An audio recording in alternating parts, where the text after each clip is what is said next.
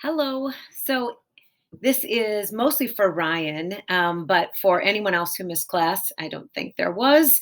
But anyway, Ryan, I hope you're recovering well from your surgery. We thought about you on the 14th and wished you well. Hopefully things are going okay there at home.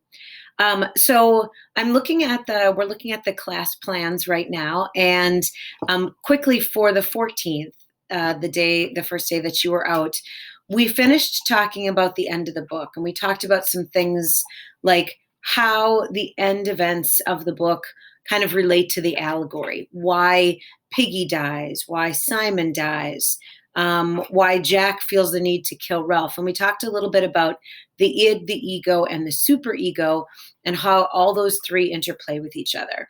We also talked about the very end of the book with the naval officer saving the boys at the end and what that means, and kind of talked about how he represents the outside world and the world of authority coming back to the island. And because of that world of the authority and adult world coming back to the island, kind of helped to explain why Ralph at the end is the one who steps up and says that he's the one in charge there. And it's not Jack who says, I'm the one in charge. It's my tribe, even though he's the one who has all the power at the end. So we talked a little bit about why Golding would want to kill off everybody who represents adult authority. Simon, the intuition, who knows things without knowing them and understands what the beast really is. It's important for him to die because if the boys found out who the beast really was or what the beast really was, then Jack wouldn't be able to get control, basically, and like full control. The fear of the beast and the idea of this internal power inside of them, this internal evil inside of them, kind of powers Jack in his ability to sort of take over what's happening on the island. So I think that's really important. And we talked a little bit about that. And also Piggy's death, why Piggy is killed and how that, kind of goes along with the allegory or the idea, some of the themes that we've been studying from the beginning of this book. So after we were done talking about the end of the book, we talked about, I sent kids into the tribes, so they finished their evidence search and then they submitted the document. So make sure you submit that document as soon as you finish the evidence search for all of the chapters. I'll be grading those probably today, which is December 16th. But if I see you haven't submitted yours yet, I will skip over it and I'll wait for a little bit later into Christmas break to look at those. Okay, so that was December 14th. We spent a lot of time in the tribes to finish up those evidence searches and discuss some things. And then on the 16th, yesterday, we went ahead and we talked about the book overall and its themes. And I reminded kids to make sure that they submitted their evidence search. It's actually due in the grade book by December 17th at 11:59. But most kids submitted it yesterday because they were done with their tribes. I sent them back in their tribes just to make sure that they were good with that for a few minutes. Then we moved on to talk about the literary analysis paper. And this link right here, the first one, is a link to this handout that I gave you or that we went through before you left, which was the assignment and then what you needed to do in the basics and then the structure, which gives you a lot of background information about the different parts of the paper. And then also gives you the rubric, like the major parts of the rubric that I'll be using to grade, as well as this Brainstorm sheet, which we're not using. We're using this other Brainstorm sheet, which you can find on Schoology, which I will show you right now. So if we go to Schoology, and we go to our course page, we should be able to absolutely connect to that Brainstorm sheet. The one that's on the document, this one right here, is the one that I would use when kids are in class and they'd write with a pen. Obviously, you can't do that. So instead, we're going to use the one that you can find on Schoology. So if you go to Schoology, to our English section, you will see upper right-hand corner of the screen where it says upcoming events, or way down at the bottom where it has the assignment folders for Lord of the Flies. You will see the Brainstorm outline for lit analysis paper. So if we open that up, we talked a little bit about this the other day before you had to leave school. That literary analysis paper is essentially the same thing you see on that handout there, the Lord of the Flies literary analysis handout. It's just in Schoology form. So there's different squares that you can fill in. So what we did in class is I talked students through different parts of the paper. And as I was talking, they went ahead and they filled in their ideas and all the text boxes and everything like this on their paper. So they didn't get around to probably filling in everything completely, but I gave them, I talk about a concept and I'd give them time to like fill in the box, and then we talk about the next concept and they had time to fill in the box. So what I'm going to do is I'm going to walk you through the PowerPoint that I used, or the presentation that I used for that. And then when I get to the point where I say, stop, you can start working on filling in the box for thesis statement or topic sentence or something like that. You can go ahead and stop the video and then start it up again. Otherwise, you can listen to the whole thing and then do the whole assignment. It's just totally whatever you want to do. Okay, so let me walk you through this. All right, so the literary analysis paper is all about taking the theme that you and your group chose and walking it through basically the whole novel and explaining which side of the theme do you believe that Golding most represented in the novel? So let's take a look at that. So the first slot on your sheet is for thesis, and I'm going to be asking you to write a split thesis because this paper is essentially, it's argumentative. I know we're calling it a lit analysis paper, but you are making an argument about which side of your theme statement is like the most evident in the novel. And so because of that, there are essentially two sides to your paper, or even within your tribe. One person in your tribe may choose the opposite theme statement than the one that you're choosing. So a split thesis shows both sides, and it makes your thesis more arguable and defensible. So your issue is your theme. So for example, one of the themes that I was assigned, because no one else was doing it, was given the lack of civilization, humanity will attempt to rebuild, or humanity will descend into chaos. So we wanted to make sure that I choose which theme I think is most evident on that particular theme. And I would go with that humanity will descend into chaos. So a split thesis says, although there is evidence that a possible theme of William Golding's Lord of the Flies is that given the lack of civilization, humanity will attempt to rebuild, it is clear through the actions of the characters and the outcome of the plot that Golding instead wants readers to realize that humanity will descend into chaos.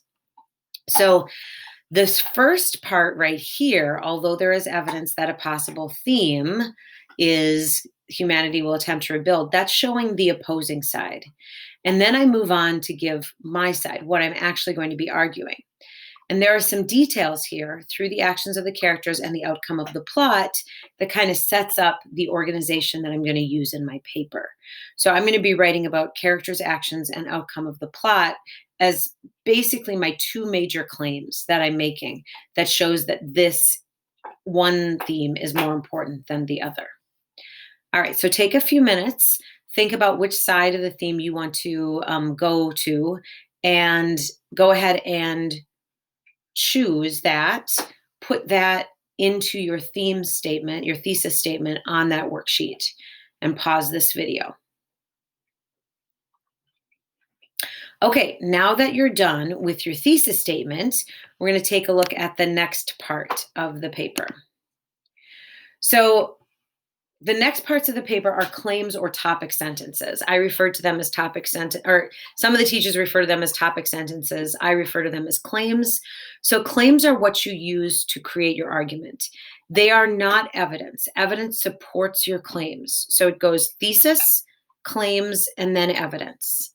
So your claims is a way to support and organize your argument and your evidence. So it categorizes all of your evidence from the novel. So what I've done is I've thought of each claim as being a way to determine the theme. So I sat down and I thought about, like, what are some of the ways that people use to determine theme in books and novels and plays and stories and things like that. And so I thought characters' actions and choices, we can determine the theme by that. We can determine what the theme of the novel is by how characters interact with each other, their interrelationships, or plot events. So those are events that aren't related to what choices the character makes, but just something that happens in the novel. So, for example, the parachutist landing, like the dead parachutist ending up on the island, that's not something anybody chose in the novel, but it is a plot event that occurs. Then there's the title of the book. You look into the title of the book to determine what the theme could be. In this case, symbolism or the allegorical information, and then even outside information about the author's life helps us determine what theme we think Golding is most wanting to suggest in his novel. So there are others that you can use, but these are some of the main ones that we look at. Okay, let me give you an example of how that works. So when we write our claims, we want to make sure that we tie it into the thesis. So sometimes when we write our thesis at first, we're not sure what kind of claims we're going to use. So we leave out the through the actions of the characters and the outcome of the plot. We go from attempt to rebuild. It is clear that Golding instead wants readers to realize humanity will descend into chaos. And we can skip that part right there at first, but then later we want to put that in. So if I pull an example from the thesis, I'm going to write a couple paragraphs about characters' actions and choices. And so the first thing that I am going to be writing about is Jack's actions and choices. So my claim statement to start my first body paragraph of the essay are there are many points within the novel when Jack's actions and choices indicate that their new society will not last. And so that's the first claim. Maybe the second claim I'm going to be making is something about characters' actions and choices in relation to Roger or in relation to things that happen to Peggy. So that's kind of how I go about that. So that's my claim statement. Then I need to decide on evidence that I can use to support that claim statement. So now I have to find, here's where the evidence search document comes in.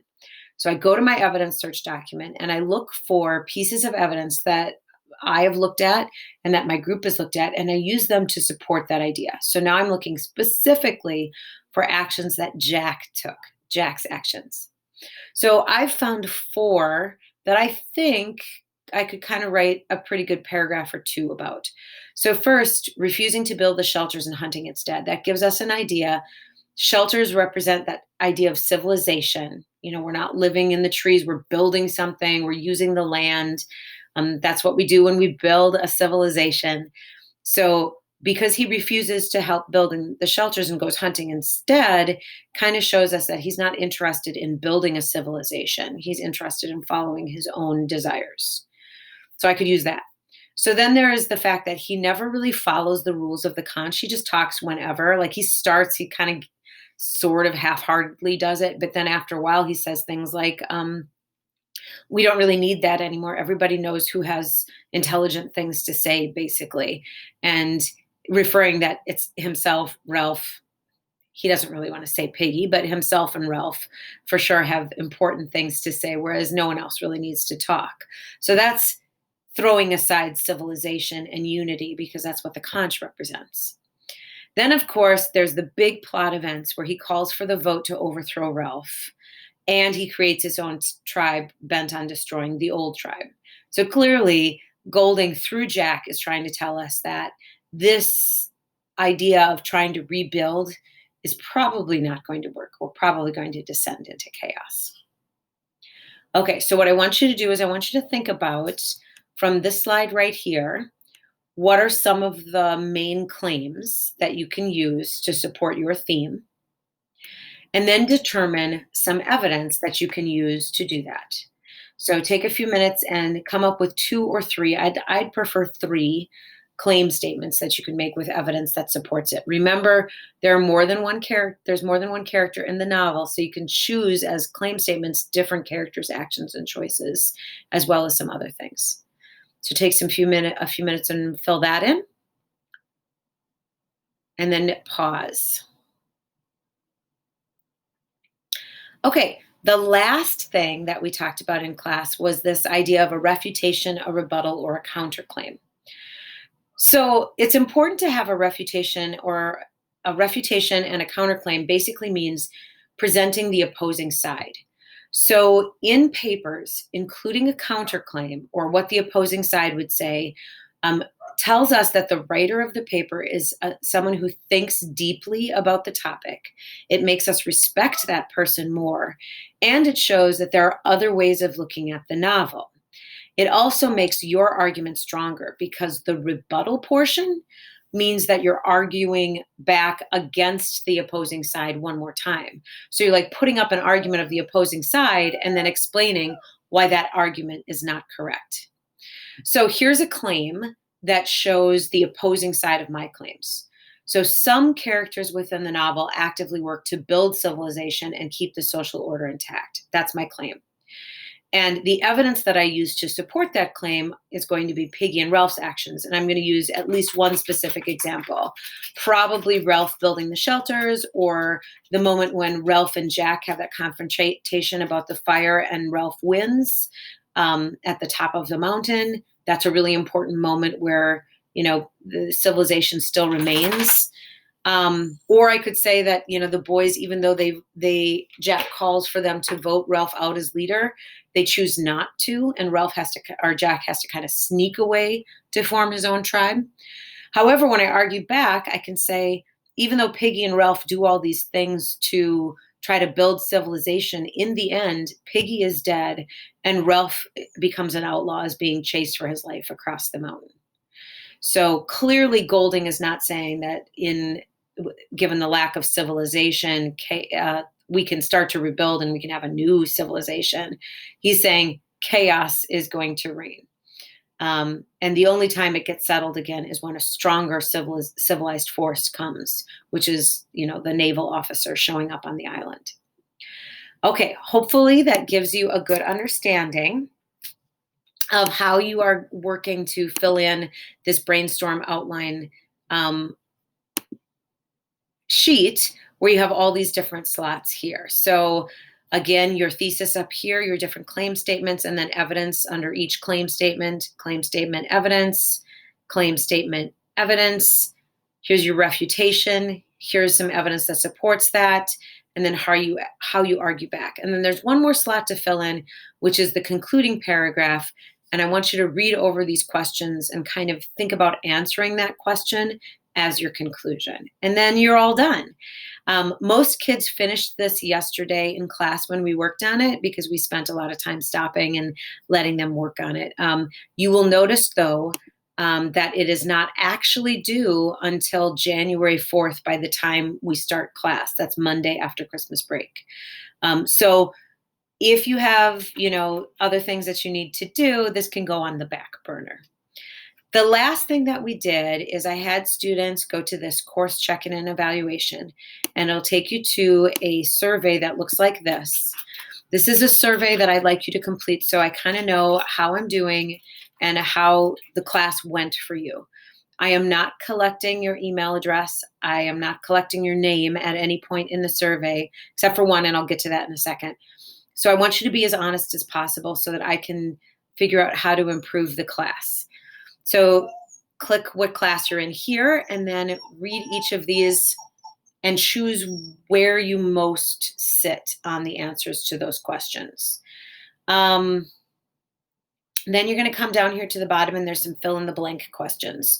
So the first one is just, how can I improve as a teacher, whether we stay digital or go to in-person model? Some suggestions, maybe ideas about anything, pacing, the use of digital tools, how to group kids together, whatever.